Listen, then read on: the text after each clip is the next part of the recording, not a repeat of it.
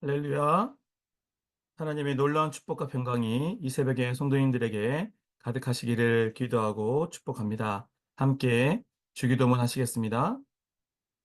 하늘에 계신 우리 아버지, 아버지의 이름을 거룩하게 하시며 아버지의 나라가 오게 하시며 아버지의 뜻이 하늘에서와 같이 땅에서도 이루어지게 하소서. 오늘 우리에게 일용할 양식을 주시고 우리가 우리에게 잘못한 사람을 용서하여 준 것 같이 우리 죄를 용서하여 주시고 우리를 시험에 빠지지 않게 하시고 악에서 구하소서.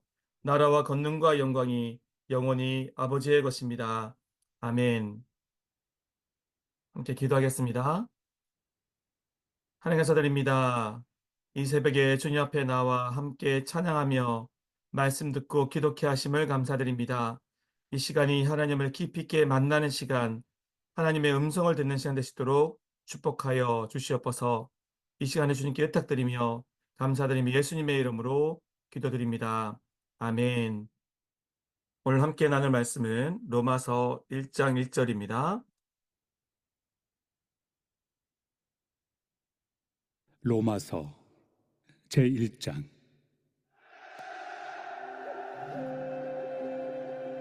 예수 그리스도의 종 바울은 사도로 부르심을 받아 하나님의 복음을 위하여 택정함을 입었으니 이 복음은 하나님이 선지자들을 통하여 그의 아들에 관하여 성경에 미리 약속하신 것이. 아멘. 오늘은 로마서 1장 1절을 본문으로 종, 사도, 복음이라는 제목으로 함께 말씀을 나누겠습니다. 오늘부터는 로마서 강해를 시작합니다. 로마서 1장부터 여러 강해집과 또 주석을 참고해서 로마서를 통한 은혜를 누려보도록 하겠습니다. 성 어거스틴은 로마서를 읽고 회심하였습니다. 마틴 루터 또한 의인은 믿음으로 살리라는 로마서 1장 17절 말씀을 읽고 종교개혁을 일으켰습니다.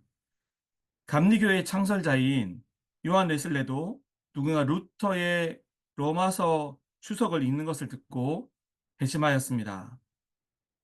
모든 크리스찬들이 꼭 읽어야 되고 또 이해해야 될 책이 있다라면 로마서입니다. 그래서 오늘부터 로마서를 깊이 있게 한번 살펴보도록 하겠습니다. 로마서 1장 1절을 제가 한 번 더 읽어드립니다. 예수 그리스도의 종 바울은 사도로 부르심을 받아 하나님의 복음을 위하여 택정함을 입었으니. 여기서 바울은 자신을 세 가지로 소개하고 있습니다. 첫 번째로는 예수님의 종이라고 소개합니다. 두 번째는 나는 하나님의 사도로 부르심을 받았다라고 소개하고 있습니다. 그리고 세 번째는 하나님의 복음을 위하여 택정함을 받았다라고 말합니다. 이 세 가지를 하나씩 살펴보도록 하겠습니다. 첫 번째는 예수 그리스도의 종입니다. 누구의 종이라고 표현했습니까? 예수 그리스도의 종입니다. 바로 예수 그리스도가 주인 되시고 사도 바울 자신은 종이라고 표현하고 있습니다. 그러면 종이라는 의미는 어떤 의미를 가지고 있습니까? 첫 번째로 자신을 위하지 않고 주인을 위해 사는 사람이 바로 종의 신분입니다. 두 번째로는 자신 뜻대로 살지 않고 주인의 뜻대로만 사는 자입니다. 우리가 예수님을 내 삶의 구원자일 뿐만 아니라 주인으로 모셨다는 뜻은 바로 이것을 의미합니다. 하나님께 주권을 둔 우리 예수 그리스도께 주권을 두었다라는 것은 그분의 뜻대로만 따라가고 나의 뜻이 내려진다라는 뜻입니다. 그래서 그 주님의 뜻대로만, 하나님의 뜻대로만, 하나님의 절대 주권을 인정하고 그분의 주권 하에서 걸음을 내딛는 삶을 사는 사람이 바로 종의 신분을 가진 사람입니다. 세 번째로 자기의 소유권이 없고 모든 소유가 주인의 것입니다. 저희가 회복의 삶을 했을 때도 이런 내용이 이제 나왔는데요. 자신의 권리가 어떤 것인지를 체크해 보라 그러는데 많은 부분들이 체크할 만한 것들이거든요. 그런데 거기서 결론은 그 모든 권리가 하나님께 있다라는 거예요. 그게 우리가 장로교 신앙의 그리고 신학의 핵심인 하나님의 절대 주권, 하나님의 어, 주권이 이 땅에 이루어지기를, 내 삶에도 이루어지고 이 땅에도 이루어지기를 바라는 그 마음이 어, 우리가 기본적으로 가지고 있는 핵심적인 신학이고요. 그리고 그 기반 하에서 보자면 지금 말씀드렸던 종의 신분이라는 개념이 철저하게 맞아떨어지는 것입니다. 자신의 소유권은 없고 모든 소유가 주인의 것이라는 것. 모든 권리 또한 주님의 것이라는 것. 그러하기 때문에 종으로서 주인의 뜻만을 따라간다라는 것입니다. 사도 바울은 항상 이 신분의 속성과 자신의 정체성을 기억하고 있었습니다. 그렇기 때문에 로마서를 시작하면서 자신을 예수 그리스도의 종이라고 제일 먼저 시작하고 있는 것입니다. 저와 여러분 또한 예수 그리스도의 종으로서 하나님을 위해서 살고 또 하나님 뜻대로 살아가고 모든 소유를 하나님의 것으로 믿고 또한 그렇게 생각하고 살아갈 수 있기를 기도하고 축복합니다. 두 번째로는 사도로 부르심을 받았다라는 것입니다. 사람이 살아갈 때 그리고 자기를 이해할 때 두 가지가 있어야 합니다. 첫 번째는 나는 누구인가 라는 것하고 하나님은 나를 어떻게 생각하느냐입니다. 여러분, 사랑하는 사람이 있을 때 나의 감정도 중요하지만 내가 사랑하는 사람이 나를 어떻게 생각하는지도 무척 중요하지 않습니까? 연애할 때 그렇잖아요. 아무리 제가 상대방 이제 결혼하기 전에 자매가 좋아도 자매가 저를 안 좋아하면 아무 소용이 없잖아요. 근데 지금 이제 아내를 만났을 때 저도 그 자매가 좋은데 그 자매도 저를 좋아한다니까 이게 너무너무 감격이 되고 정말 그 기쁨을 이루 말로 할 수 없잖아요. 여러분들 아마 연애할 때 그런 경험을 하셨을 텐데 그렇습니다. 그죠? 어, 내가 사랑하는 사람이 나를 어떻게 생각하는지. 그런데 여기서 중요한 것은 우리는 하나님의 사람으로서, 하나님의 종으로서, 하나님이 나를 어떻게 생각하는지가 상당히 중요합니다. 이것을 또 제대로 알 때 우리가 건강한 정체성을 가질 수 있는 것입니다. 바울은 첫 번째로 나는 누구인가의 대답으로서 예수 그리스도의 종이라고 말을 했다라면 하나님이 나를 어떻게 생각하느냐라는 그 두 번째 질문으로서 그 질문의 답으로서 하나님으로부터 사도로 부르심을 받았다라고 말하고 있는 것입니다. 하나님을 믿는 모든 백성은 바로 이 사도성이 있다라고도 표현할 수 있습니다. 바울을 사도로 불러주신 것처럼 하나님은 우리를 그리스도인으로 불러주셨습니다. 그리고 하나님의 그 사랑과 복음을 전하는 전도자로 불러주신 것입니다. 그 정체성을 기억하고 살아가는 저 여러분 되시기를 바랍니다. 세 번째로는 뭐라고 표현합니까? 하나님의 복음을 위하여 택정함을 입은 자라고 표현하고 있습니다. 로마서 1장 16절에서 이렇게 말씀하십니다. 내가 복음을 부끄러워하지 아니하노니 이 복음은 모든 믿는 자에게 구원을 주시는 하나님의 능력이 됨이라. 첫째는 유대인에게요, 또한 헬라인에게로다. 또 로마서 1장 17절에 보면 이렇게 나옵니다. 복음에는 하나님의 의가 나타나서 믿음으로 믿음에 이르게 하나니 기록된 바 모든 의인은 믿음으로 말미암아 살리라 함과 같으니라. 아멘.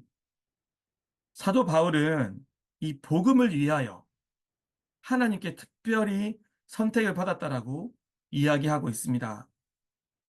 저와 여러분 또한 바로 이 복음을 위하여 택함을 받은 것입니다. 한 선교사의 이야기를 들려드리고 오늘 말씀을 마치겠습니다. 서울 양화진의 외국인 선교사 묘원에 가면 루비 캔드릭 선교사님의 묘가 있습니다. 1907년 바로 평양 대붕이 일어났던 그 해죠. 그 해에 급성 맹장염으로 25세의 청춘을 조선 땅에 묻은 여자 선교사님이셨습니다. 그는 죽음을 앞두고 자기를 파송한 텍사스 청년단체에 이렇게 편지를 보냈습니다.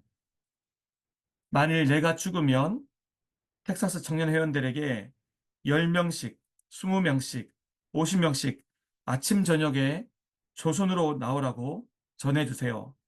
만약 내게 줄 수 있는 1000개의 생명이 있다면 나는 1000개의 생명을 모두 조선을 위해 바치겠습니다. 그리고 그 선교사님이 부모님께 마지막으로 보냈던 편지의 일부를 읽어드리겠습니다. 이곳은 참으로 아름다운 곳입니다. 모두 하나님을 닮은 사람들 같아요. 선한 마음과 복음에 대한 열정으로 보아 아마 몇십 년이 지나면 조선은 주님의 사랑이 넘치는 곳이 될 것 같습니다.